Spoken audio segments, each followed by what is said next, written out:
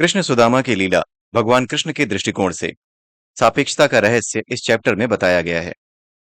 जब यजमान जानकी रूपा के लिए अर्पण की प्रक्रिया संपन्न हो गई, हनुमान जी उससे बोले, देवी, जिस श्रद्धा के साथ आपने अपने कर्मों का समर्पण किया है, उससे मैं खुश हूं। बोलो, प्रसाद में क्या पाने की इच्छा रखती हो? जानकी रूपा ने उत्तर दिया, प्रभु, हम मातंग केवल एक ही दीर्घकालीन संपत्ति अपने पास रखते हैं, वे रत्न जो हमें अपने पुरखों के साथ संपर्क करने में सहायक होते हैं। मेरे पति बसंत के पिता ने हमारे वो पारिवारिक रत्न बहुत पहले सप्तकन्या पर्वत पर खो दिए। वे न तो मोक्ष प्राप्त कर सके और न ही पुनर्जीवन, क्योंकि उनकी आत्मा केवल एक इच्छा पर अटक गई है। वो इच्छा है हमारे वो पारिवारिक रत्न पुनः प्राप्त करना। चरण पूजा का पहला सत्र मेरे पति बसंत के लिए आयोजित किया गया था, लेकिन वे रत्न पाने की इच्छा प्रकट करने से झिझक गए। उन्होंने इसकी बजाय आत्मज्ञान की इच्छा प्रकट की। यह इच्छा प्रकट करने पर शायद मैं स्वार्थी समझी जाऊंगी, किंतु मैं आपसे अपने वे पारिवारिक रत्न वापस लाने की प्रार्थना करती हूँ, ताकि मेरे ससुर को मोक्ष मिल जाए और मेरा परिवार भी शांति से मोक्ष के मार्ग पर अग्रसर हो सके। यह इच्छा ही हमारे मार्ग का एकमात्र रोड़ा है। कृपा करके इस रोड़े को हटाइए। मैं प्रसाद में केवल यही इच्छा रखती हूँ। जानकी रूपा ने अपनी बात समाप्त की। बाबा मातंग जानकी रूपा से नाखुश हो गए, क्योंकि मातंग परंपरा में कोई सांसारिक वस्तु प्रार्थना में नहीं मांग सकते। जानकी रूपा ने उस परंपरा का उल्लंघन कर दिया था। वह बाबा मातंग का क्रोध झेलने को तैयार थी। हनुमान जी ने प्रार्थना सभा में बेचैनी को भांप लिया और बोले, हे जानकी रूपा, मैं आपके परिवार के रत्न चरण पूजा के पहले चरण में ही ला देता। मुझे ऐसा करने में एक क्षण भी नहीं लगने वाला है, लेकिन उन खोए हुए रत्नों का उदाहरण देकर मैं आप लोगों को इस संसार का वो सुंदर रहस्य समझाना चाहता हूँ, जिसकी सहायता से आपको आत्मज्ञान प्राप्ति में सहजता होगी। इसे सापेक्षता का रहस्य कहते हैं। मैं चाहता हूं कि आप लोग मेरी तरफ ध्यानपूर्वक देखें। मैं आप लोगों को कुछ अति महत्वपूर्ण दिखाने वाला हूं। हनुमान जी ने आंखें बंद करके अपने हाथों से एक विशेष मुद्रा बनाई।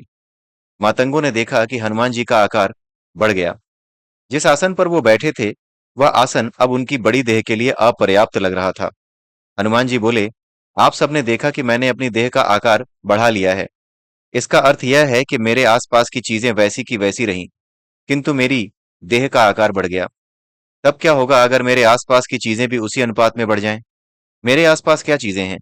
मेरे नीचे की धरती, मेरे सामने का जलकुंड, कुंड के अंदर का जल, आप सब मातंग, वे असुर जो हनुमंडल की लाल चार दीवारी का हिस्सा हैं, वे सुर जो इस हनुमंडल की सफेद छत का भाग हैं, क्या होगा अगर ये सारी चीजें बराबर अनुपात में बढ़ जाएं?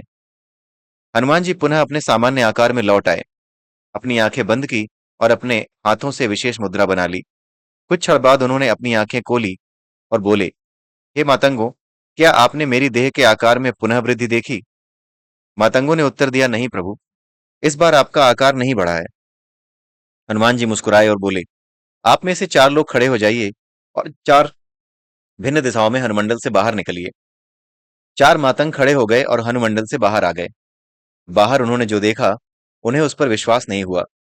उन्होंने देखा कि उनके देहों के आकार वृक्षों के आकार के हो गए थे। उनके हनुमंडल से बाहर निकलते ही पक्षियों ने बुरी तरह से चहचहाना शुरू कर दिया। जब उन्होंने अपनी देह के इतने बड़े आकार को देखा, तो वे घबरा गए और तुरंत वापस हनुमंडल के अंदर भागे। हनुमंडल के अंदर सब कुछ सामान्य लग रहा था। हनुमान जी बोले, शांत हो जाओ और बताओ आपने बाहर क्या देखा। उनके चेहरे भय से सफेद हो गए थे। बड़ी मुश्किल से उन्होंने ये शब्द निकाले, हम वृक्षों के आकार के हो गए हैं। सभी मातंगों ने एक दूसरे के चेहरे को देखा। हनुमान जी बोले, हाँ, भगवान इंद्र ने हनुमंडल के अंदर की सभी चीजों के आकार में वृद्धि कर दी है। उसमें आपकी देहें भी शामिल हैं। आप सब वृक्षों जितने बड़े आकार के हो गए हो। जब आप हनुमंडल के अंदर हो, तो आपको यह महसूस नहीं हो रहा, क्योंकि हनुमंडल के अंदर की हर वस्तु का आकार समानुपात में बढ़ गया है। धरती बढ़ गई है, मिट्टी का हर कण बढ़ गया है, आपकी देह की हर कोशिका बढ़ गई है, लाल दीवार और श्वेत छत बढ़ गई है, समानुपात में। इसी कारण जब आप हनुमंडल में हो तो आपको आकार में कोई परिवर्तन महसूस नहीं हो रहा। लेकिन जब आप हनुमंडल से बाहर जाकर देखते हो, तो बाहर की वस्तुओं की तुलना में आप अपना आकार बढ़ा हुआ पाओगे। आप में से कोई भी बाहर जाकर यह महसूस कर सकता है। जैसे ही आप हनुमंडल से बाहर जाओगे, आप देखोगे कि आपका आकार वृक्षों जितना बड़ा हो गया है। जिन चार मातंगों ने यह देखा था, वे अब भी सदमे में थे। किसी अन्य मातंग की हिम्मत नहीं हुई कि वे हनुमंडल के बाहर कदम भी रखें। हनुमान जी ने पुनः अपनी आंखें बंद की और सब कुछ पुनः सामान्य कर दिया। वे बाबा मातंग को बोले, बाबा मातंग, अब आप सबके आकार पुनः सामान्य हो गए हैं। कृपया इन 4 मातंगों को हनुमंडल से बाहर ले जाओ ताकि वे पुनः अपना सामान्य आकार देख सकें और सदमे से बाहर आ सकें। बाबा मातंग ने हनुमान जी के निर्देशों का पालन किया। हनुमंडल से बाहर एक छोटी सी सैर उन 4 मातंगों को सदमे से बाहर ले आई। हनुमान जी ने पुनः प्रवचन शुरू किया। वे बोले, हे मातंगो, आपको यह रहस्य अच्छे से समझने की आवश्यकता है। अगर आप इसे समझ लोगे तो माया आपको बंदी नहीं बना पाएगी। जो मैं बोलूं उसे दोहराना और उसे हमेशा याद रखना।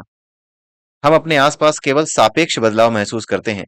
अगर सब कुछ बराबर अनुपात में बदल जाए तो हम उस बदलाव को महसूस नहीं कर सकते। सभी मातंगों ने हनुमान जी के इस वक्तव्य को जोर से दोहराया।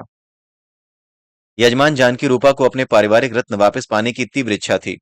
वह विनम्रता पूर्वक बोली, हे प्रभु, मुझे यह समझ नहीं आया कि आपका यह वक्तव्य मेरी इच्छा से कैसे संबंध रखता है। बाबा मातंग पुनः तनाव में आ गए। उन्होंने अपने मन में सोचा, शायद मैं मातंग परंपरा को बनाए रखने में अक्षम रहा हूं। अन्यथा क्या कारण हो सकता है कि एक मातंग महिला इस तरह से अपनी सांसारिक इच्छाएं प्रकट करे। इस बार हनुमान जी भी क्रोधित दिखाई दिए। वे बलपूर्वक बोले, हे जानकी रूपा, अपने कान की बालियां उतारो और इस जलकुंड में गिरा दो। यजमान जानकी रूपा कंपना शुरू हो गई। उसे कांपना कहा गया। उसे कांपना कह सकते हैं। यहाँ कांपना लिखा हुआ है लेकिन ये कंपन या कांपना, आप उसे इस तरीके से पढ़िए।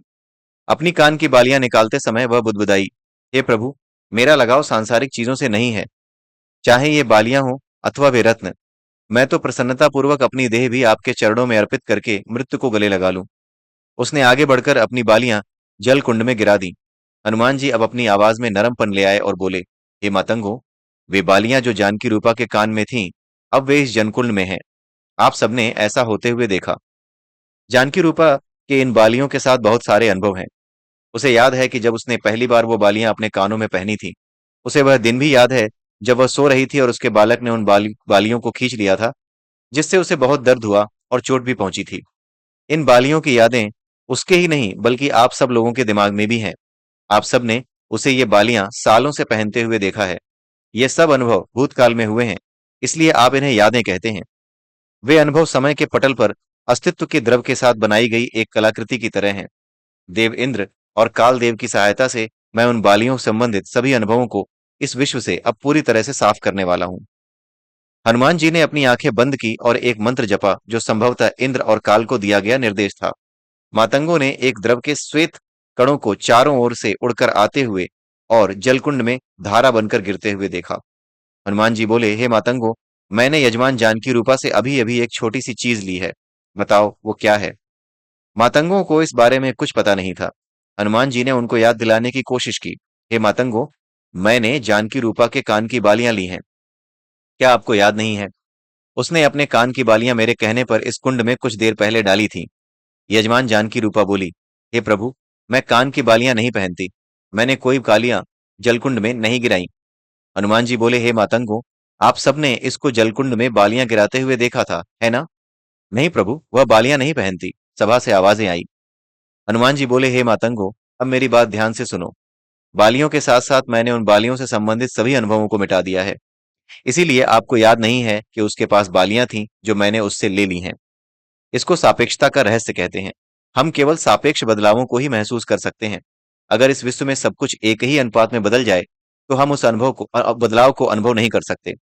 जब मैंने इससे बालियां ली तो आप सबने यह होते देखा, क्योंकि बदलाव केवल बालियों के साथ हुआ था। जब मैंने बालियों के साथ साथ बालियों से संबंधित सभी अनुभव भी ले लिए तो आपने वह बदलाव महसूस नहीं किया, क्योंकि वह बदलाव पूरे विश्व पर समान अनुपात में हुआ। किसी भी गुरु के लिए इस रहस्य को अपने शिष्यों को समझाना सबसे कठिन होता है। गुरुओं के लिए चीजें आसान करने के लिए भगवान विष्णु ने एक अद्भुत लीला की थी, और वो भी तब जब वो यहाँ श्री कृष्ण के रूप में थे। एक बार कृष्ण और बलराम हस्तिनापुर से लौट रहे थे। द्वारका कुछ मील दूर थी। वे कौरवों और पांडवों के झगड़े के बारे में बातें करते आ रहे थे। बलराम ने प्रभु श्री कृष्ण से पूछा, कान्हा, अर्जुन तुम्हारे हृदय के इतने करीब है और तुम उसे अपना करीबी मित्र मानते हो, लेकिन तुम दुर्योधन को पसंद नहीं करते। यह पक्षपात क्यों? वे दोनों समान रूप से हमारा सम्मान करते हैं। हमारे लिए वे दोनों एक समान होने चाहिए। तुमने अर्जुन को अपना मित्र क्यों चुना, दुर्योधन को क्यों नहीं? भगवान कृष्ण ने उत्तर दिया, दाऊ, मैंने अर्जुन को अपना मित्र नहीं चुना है। अर्जुन ने मुझे चुना है। बलराम बोले, कान्हा, तुम कभी भी सीधा उत्तर नहीं देते। जब भी मैं तुमसे कोई प्रश्न पूछता हूं, तुम जटिल से उत्तर देकर मेरी जिज्ञासा दबा देते हो। लेकिन इस बार मैंने तुम्हें पकड़ लिया है। तुम कहते हो कि अर्जुन ने तुम्हें चुना है। इसका अर्थ यह है कि अगर कोई भी तुम्हें अपना मित्र चुनेगा, तो तुम उसके मित्र बन जाओगे। उस झोपड़ी को देखो जो वहां है। मान लो कि उसमें रह रहा व्यक्ति तुम्हें अपना मित्र चुन लेता है, तो क्या तुम उसके मित्र बनोगे? तब प्रभु कृष्ण ने रथ रोक लिया। एक बड़ी सी मुस्कान होठों पर लाकर बोले, हाँ दाऊ, बिल्कुल बनूंगा।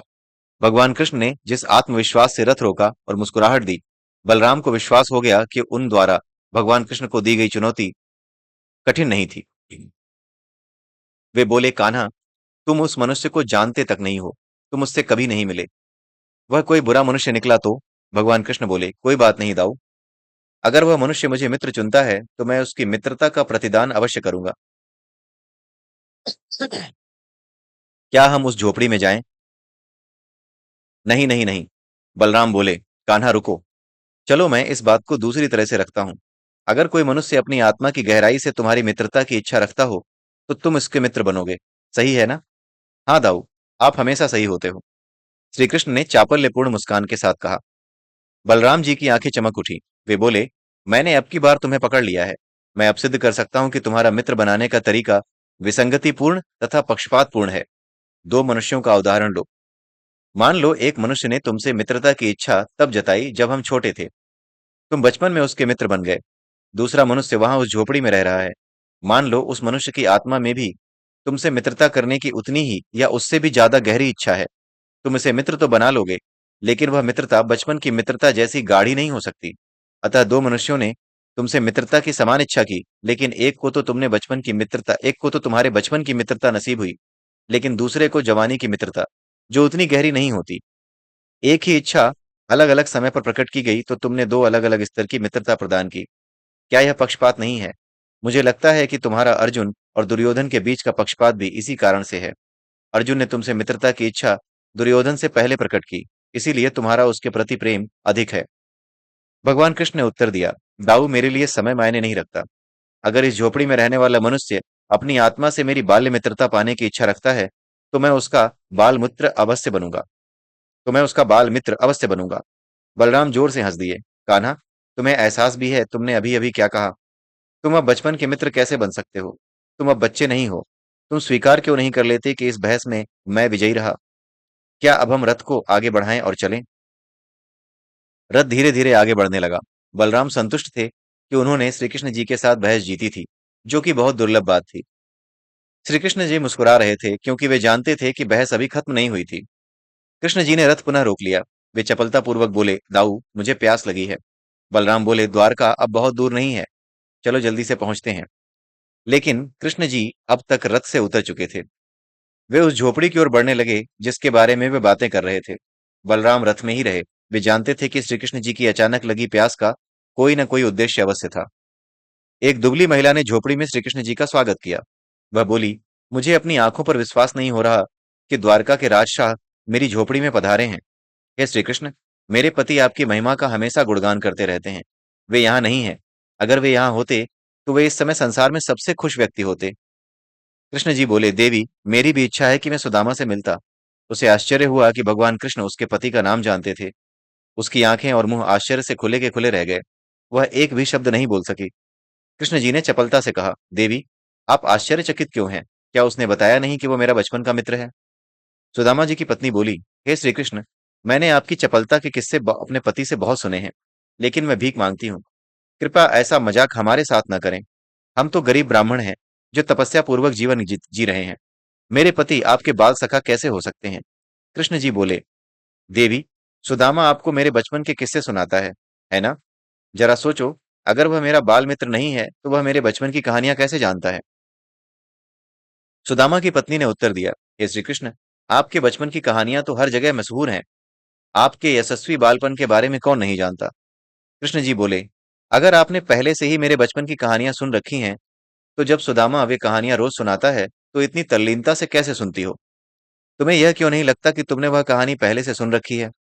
इसका कारण यह है कि सुदामा उन कहानियों की हर एक बारीकियां जिसने मुझे सुनाता है, जिसने मुझे नजदीक से देखा हो, वही मनुष्य इतनी बारीकी से उन कहानियों को सुना सकता है। जब वह घर आए तो उससे पूछना कि उसे मेरे बारे में इतना सब कुछ कैसे मालूम है। तब आपको पता लगेगा कि वह मेरा बचपन का मित्र है। उसे बताना कि मैं उससे मिलने आया था। मेरी अपने मित्र से मिलने की तीव्र इच्छा है। अगर वह मुझसे मिलने द्वारका आ सके तो मैं स्वयं को भाग्यशाली समझूंगा। हे मातंगो, यह है मेरे प्रभु श्री हरि की महानता। अगर आप उनसे गहराई से प्रेम करो तो आप उनके बारे में इतना सब कुछ जान सकते हैं जो किसी और को नहीं पता। सुदामा वास्तव में उनके बाल मित्र नहीं थे, लेकिन वे प्रभु से इतना प्रेम करने लगे थे कि श्री कृष्ण जी ने अपना बालपन उनको प्रकट करना शुरू कर दिया। सुदामा उनको इतनी नजदीकी से जानने लगे थे जितना उनके वास्तविक बाल मित्र भी नहीं जानते थे। इस कहानी के अगले भाग में आप जानेंगे कि कैसे सुदामा श्री कृष्ण जी के वास्तविक बाल मित्र बन गए। कृष्ण जी ने अपने बचपन में सुदामा को जगह देने के लिए अपना भूतकाल परिवर्तित कर लिया। इसको ध्यान से सुनना। कृष्ण जी सुदामा की पत्नी द्वारा दिए गए जल को ग्रहण करके झोपड़ी से बाहर आ गए। बलराम रथ में बैठे बैठे उनका इंतजार कर रहे थे। रथ में चढ़ने के बाद श्री कृष्ण जी बोले, दाऊ आप महान हो। आपको यह पता था, है ना?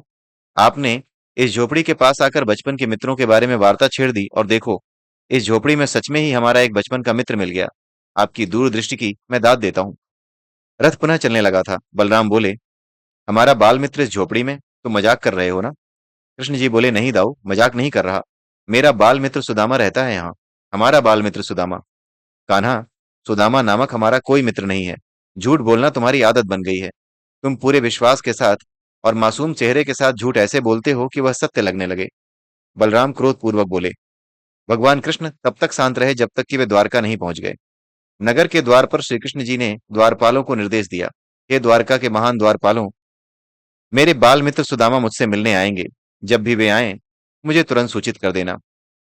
बलराम ने कृष्ण जी की ओर आश्चर्य से देखा और कहा, हमारा सुदामा नाम का कोई बाल मित्र है ही नहीं तो वह आएगा कहां से? कृष्ण जी मुस्कुरा दिए और विषय को भटका दिया। उधर जब सुदामा अपनी झोपड़ी में वापस आए तो उनकी पत्नी ने पूछा, आप कृष्ण जी की बचपन की कहानियां इतनी बारीकी से बताते हैं, आपको वह सब कैसे मालूम जो किसी और को मालूम नहीं? सुदामा ने इस बारे में पहले कभी नहीं सोचा था। वे बोले, मुझे नहीं मालूम कैसे, मुझे बस पता है, यह सब मेरे हृदय से अपने आप आता है। वह बोली, श्री कृष्ण जी यहाँ पधारे थे। वे आपको अपना बाल मित्र बता रहे थे। सुदामा की खुशी का ठिकाना नहीं रहा। वे बोले, हे नादान, यह तो कृष्ण जी की महानता है कि उन्होंने मुझे मित्र कहकर बुलाया और वे यहाँ पधारे। वह बोली, स्वामी, वे ऐसा मात्र सम्मान से नहीं कह रहे थे। वे कह रहे थे कि आप वास्तव में उनके बाल सखा हैं। उन्होंने आपको द्वारका आने का निमंत्रण दिया है। वे बोले कि वे आपको अपने आप को भाग्यशाली समझेंगे अगर आप उनसे मिलने जाएं। सुदामा बोले, हे नादान, श्री कृष्ण जी के शब्दों को समझने की कोशिश मत करो। हम सामान्य आत्माओं को अपने सीमित मस्तिष्क से उनके शब्दों का अर्थ लगाने की कोशिश भी नहीं करनी चाहिए। मैं अभी द्वारिका जाऊंगा। मैं अपने कृष्ण जी से मिलने के लिए और इंतजार नहीं कर सकता। सुदामा की पत्नी ने कुछ चावल से बना अल्पाहार एक पोटली में बांध दिया, क्योंकि वह परंपरा थी कि यात्री मेहमान मेजबान को कुछ प्रेम पूर्वक भेंट करे। जब सुदामा द्वारका के द्वार पर पहुंचे, श्री कृष्ण प्रभु को सूचित किया गया। कृष्ण जी स्वयं सुदामा को लेने पहुंचे। उनके इस भाव प्रदर्शन को देखकर सभी ऐसी बातें करने लगे, यह महान आत्मा कौन है जिसको श्री कृष्ण जी इतना सम्मान दे रहे हैं? सुदामा अचानक भावना शून्य हो गए। वे ज्ञानातीत अवस्था में थे। उनके पास बोलने के लिए मात्र एक शब्द भी नहीं था। जब वे महल में पहुंचे तो कृष्ण प्रभु ने सुदामा के पैर धोए। द्वारका में यह रीत थी कि जैसे ही मेहमान पहुंचता था, मेजबान सबसे पहले उसके पैर धोते थे। इस तरह मेहमान के पैरों से मिट्टी धुल जाती थी और मेजबान की आत्मा से अहम की भावना धुल जाती थी। लेकिन सुदामा जी के प्रकरण में न केवल उनके पैरों की मिट्टी बल्कि उनका भूतकाल भी धुल रहा था। कृष्ण जी सुदामा के भूतकाल में अपने लिए स्थान तराश रहे थे। हे मातंगो, कृष्ण भगवान ने न केवल सुदामा बल्कि उसी अनुरूप पूरे विश्व का भूतकाल बदल दिया। जब वे सुदामा को वापस द्वारका के द्वार पर छोड़ने आए, सभी आपस में बातें कर रहे थे। लेकिन अब बातचीत, यह महान आत्मा कौन है जिसे श्री कृष्ण ने इतना सम्मान दिया है, इससे बदलकर यह सुदामा है, कृष्ण जी का बाल सखा, ऐसा हो गई। अर्थात कृष्ण सुदामा से संबंधित सभी लोगों की यादें यानी स्मृतियां बदल दी गई थीं। अब उन सबको यह लग रहा था कि ये कृष्ण और सुदामा ये दोनों ही बचपन के बाल सखा हैं, जबकि पहले वो ऐसे प्रश्न कर रहे थे कि न जाने ये कौन है जिसको भगवान कृष्ण इतना सम्मान दे रहे हैं। तो अब इस समय ऐसा इसलिए हो रहा था क्योंकि कृष्ण सुदामा से संबंधित सभी लोगों की स्मृति भगवान कृष्ण ने बदल दी थी। न केवल स्मृतियां, हर चीज उसी अनुरूप बदल गई थी। उदाहरण के लिए जहां पर सुदामा की झोपड़ी थी, अब वहां एक भव्य महल था। इसे कहते हैं पूर्ण परिवर्तन। पूर्ण परिवर्तन में पूरा विश्व समान अनुपात में बदल जाता है। हम ऐसे परिवर्तन को महसूस नहीं कर सकते, हम केवल अपने आसपास के सापेक्ष परिवर्तन ही महसूस कर सकते हैं। इसी को कहते हैं सापेक्षता का रहस्य। कुछ दिन बाद कृष्ण व बलराम राजनयिक काम से पुनः द्वारका से बाहर जा रहे थे। वे सुदामा के महल के पास से गुजरे। कृष्ण जी बोले, दाऊ, क्या आपको याद है कि कुछ दिन पहले यहाँ पर एक झोपड़ी थी? बलराम का भूतकाल भी बदल दिया गया था। उन्होंने उत्तर दिया, कैसी बातें कर रहे हो कान्हा? क्या तुम्हें पता नहीं कि यह हमारे मित्र सुदामा का महल है? यह यहाँ तब से है जब से हमने द्वारका का निर्माण किया है। कृष्ण जी ने रथ रोक लिया और एक राहगीर से पूछा, हे ज्ञानी पुरुष, यह महल यहाँ पर कब से है? यहाँ पर एक झोपड़ी हुआ करती थी, है ना? राहगीर ने उत्तर दिया, हे द्वारका के राजसाहों, आप अवश्य मजाक कर रहे हैं। यह महल उतना ही पुराना है जितनी कि द्वारका की स्वर्ण नगरी। जो मनुष्य यहाँ रहता है वह सुदामा नाम का ब्राह्मण है। कहा जाता है कि सुदामा जी के द्वारका के राजशाहों से करीबी रिश्ते हैं। वे आपके बाल सखा बताए जाते हैं। कृष्ण जी मुस्कुराए और राहगीर को धन्यवाद दिया। रथ पुनः चल पड़ा। उन्होंने बलराम से कहा, दाऊ, क्या आपको याद नहीं कि हमारी इस स्थान पर एक बहस हुई थी? आपने कहा था कि मैं अर्जुन से इसलिए अधिक प्यार करता हूं क्योंकि वह दुर्योधन से पहले मेरा मित्र बन गया था। आपने कहा था कि अगर अभी कोई मुझसे मित्र बनने की गहरी इच्छा प्रकट करे तो वह मित्रता बाल मित्रता जितनी प्रगाढ़ नहीं हो सकती। बलराम परेशान होकर बोले, कान्हा, हाँ, हमारी बहस हुई थी और मैंने वो बहस जीती थी। उस उम्र में बाल सखा कैसे बन सकता है? हमारा बचपन कब का बीत चुका है। लेकिन दाऊ, मैंने इस उम्र में भी एक बाल सखा बना लिया है। कुछ दिन पहले इस महल के स्थान पर एक झोपड़ी थी। सुदामा नामक एक ब्राह्मण उसमें रहा करता था। अब सुदामा हमारा बाल सखा है। बलराम क्रोधित स्वर में बोले, कान्हा, ऐसी बेतुकी बातें करके मुझे परेशान करने में तुम्हें क्या सुख मिलता है? सुदामा हमारा बाल सखा है, अर्थात वह बचपन से हमारा मित्र है। और तुम कह रहे हो कि वह कुछ दिन पहले तक हमसे पूर्णतः अजनबी था। तुम कभी कभी ऐसी बेतुकी बातें करके मुझे परेशान करते हो, है ना? हे मातंगो, क्या अब आपको सापेक्षता का रहस्य समझ में आया? जब कोई सापेक्ष परिवर्तन होता है तो हम सबको नजर आता है, लेकिन जब कोई पूर्ण परिवर्तन होता है तो हम उसे महसूस नहीं करते, क्योंकि पूर्ण परिवर्तन में सब कुछ समान अनुपात में बदल जाता है। हे मातंगो, इस लीला के पीछे कृष्ण जी का एक उद्देश्य ज्ञान अभिलाषियों के लिए एक उदाहरण प्रस्तुत करना था, जिससे कि वे सापेक्षता का रहस्य समझा सकें, जिसे समझना अत्यंत कठिन काम है। सभी गुरु परंपराओं में कृष्ण सुदामा की यह लीला पाठ्यक्रम का एक विशेष भाग रही है। इसलिए मैंने भी आपको यह लीला सुनाई ताकि आप सापेक्षता का रहस्य समझ सकें। हे मातंगो, चरण पूजा के इस सत्र की यजमान जानकी रूपा ने अपने पारिवारिक रत्न पाने की इच्छा जाहिर की थी। मैं अब यह इच्छा पूर्ण परिवर्तन के माध्यम से पूरी करने जा रहा हूँ। हनुमान जी ने मातंगों की सभा को अवगत कराया। वे खड़े हो गए, अपनी आंखें बंद की और गहन ध्यान शुरू किया। मातंगों ने उनको धीरे धीरे अंतर ध्यान होते देखा, जब तक कि वे पूर्णतः ओझल नहीं हो गए। जब वे पुनः प्रकट हुए, मातंगों ने महसूस किया जैसे कि वे सब किसी ध्यान निद्रा से अचानक जागे हों। हनुमान जी बोले, हे मातंगों, अब मैं आपको एक पूर्ण सत्य बताने जा रहा हूं जिस पर आप विश्वास नहीं करोगे। 41 साल पहले मैं आप लोगों से मिलने आया था। उसके कुछ महीनों बाद आपको बाहरी समाज की नजर से बचाने के लिए सप्त कन्या पर्वत छोड़ना पड़ा था। आप लोगों को आपको बाहरी समाज की नजर से बचने के लिए सप्त कन्या पर्वत छोड़ना पड़ा था। उस प्रक्रिया में बसंत के परिवार ने अपने रत्न गंवा दिए थे और अब मैं पुनः आप लोगों से मिलने आया हूं। यह चरण पूजा का पहला दिन है। इस सत्र में मैंने अभी अभी बसंत के परिवार के वो रत्न वापस ला दिए हैं। बसंत के पिता की आत्मा ने अंततः मुक्ति प्राप्त कर ली है। हे जानकी रूपा, हे बसंत, अब आप अपने घर जाओगे तो वे रत्न अपनी झोपड़ी में पाओगे। मातंग हनुमान जी के ये शब्द सुनकर अचंभित थे। जानकी रूपा को कुछ भी कहने का साहस नहीं हो रहा था। बाबा मातंग खड़े हो गए और विनम्रता से बोले, हे शक्तिशाली हनुमान, हमें आपकी लीला समझ में नहीं आई। आपने जो कहा वह हमारी सीमित बुद्धि के समझ के बाहर है।